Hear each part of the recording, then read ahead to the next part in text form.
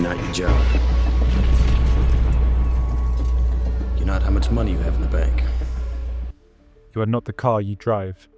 These are the iconic lines of Fight Club's Tyler Durden, an icon of rebellion against consumer culture and false masculinity.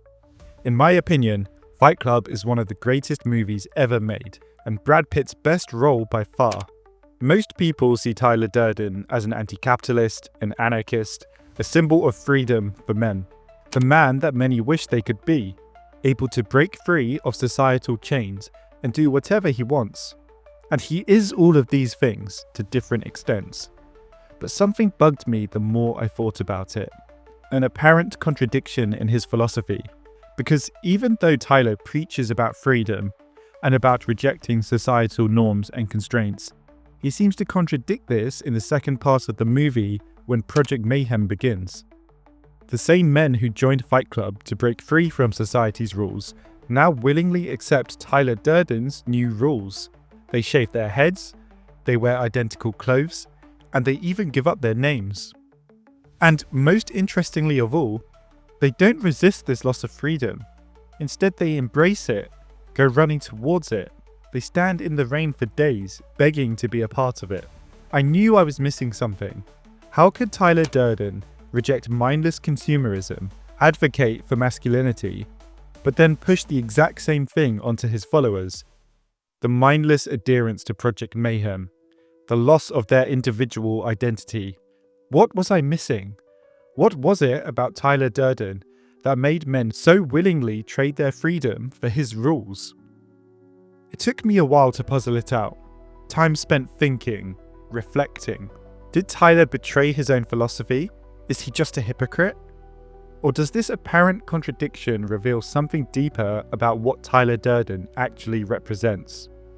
Strangely, while I was thinking about it, my thoughts ended up turning towards The Matrix, another film that explores themes of freedom and control. In particular, there's a scene in the first movie where Agent Smith explains why the first Matrix failed. It was designed as a perfect world, a paradise where humans could have anything they wanted. But humans rejected it completely. Human beings, Smith says, define their reality through suffering and misery.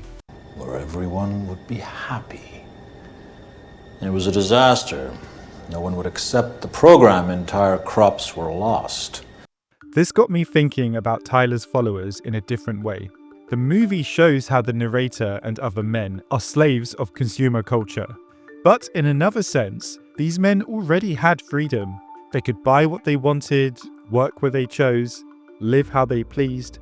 But something was still missing in their lives. The things you own end up owning you.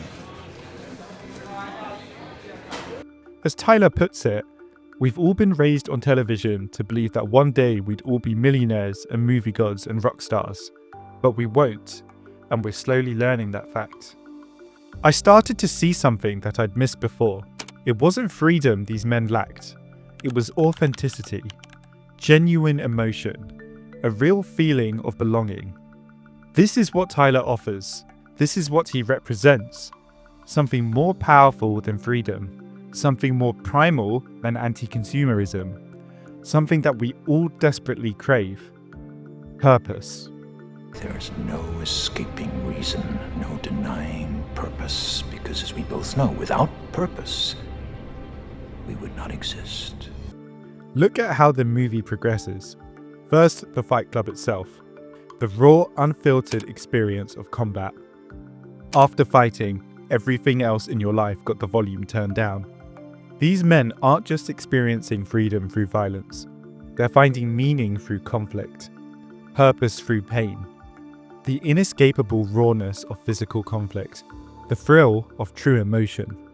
We see how the narrator was before Fight Club.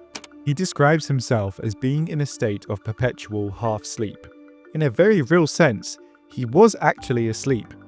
Was I asleep? Had I slept? A passenger in his own life, wrapped up in a blanket of numbness and mindless conformity. And Tyler Durden is the one to wake him. This pattern becomes even clearer with Project Mayhem. These men didn't just follow Tyler's orders, they craved them. They stood for days in the rain, waiting to be chosen, waiting to be given purpose, waiting to matter. Looking at the rest of the movie through this lens of purpose, all the scenes take on new meaning. Another iconic scene is the chemical burn moment, when Tyler burns the narrator's hand with acid. He tells him to stop trying to control everything and just let go. What is Tyler teaching here? He's teaching that meaning comes through pain, through giving up comfort and control. Another famous line is when he says, "You're not your job. You're not how much money you have in the bank. You're not the car you drive." He's not just freeing men from consumerism. He's creating a void that he then fills with something else, something more powerful. When I think about Tyler in this way, a representation of purpose, it all makes sense to me. The evolution from Fight Club to Project Mayhem isn't a contradiction at all.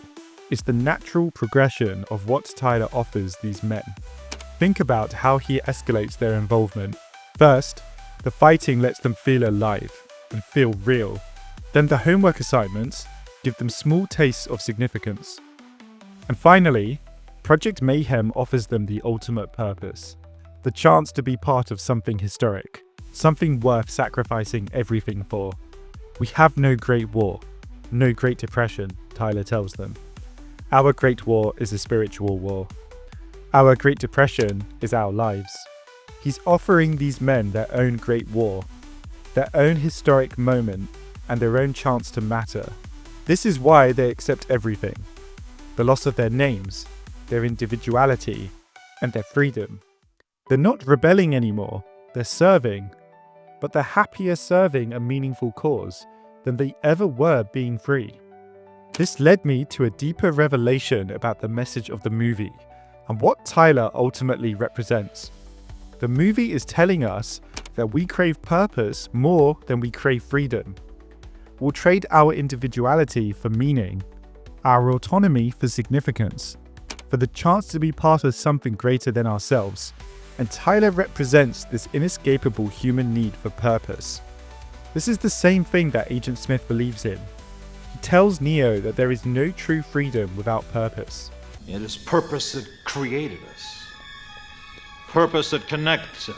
Purpose that pulls us, that guides us, that drives us. Throughout the film, Tyler is stripping away old sources of meaning. Jobs, money, material possessions.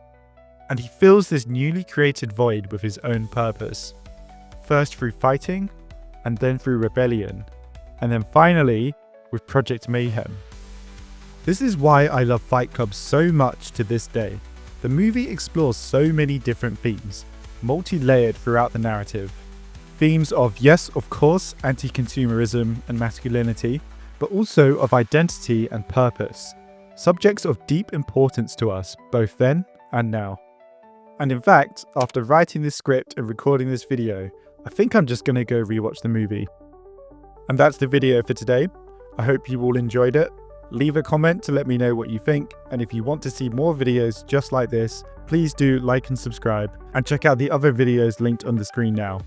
Thanks again for watching, and I'll see you all next time.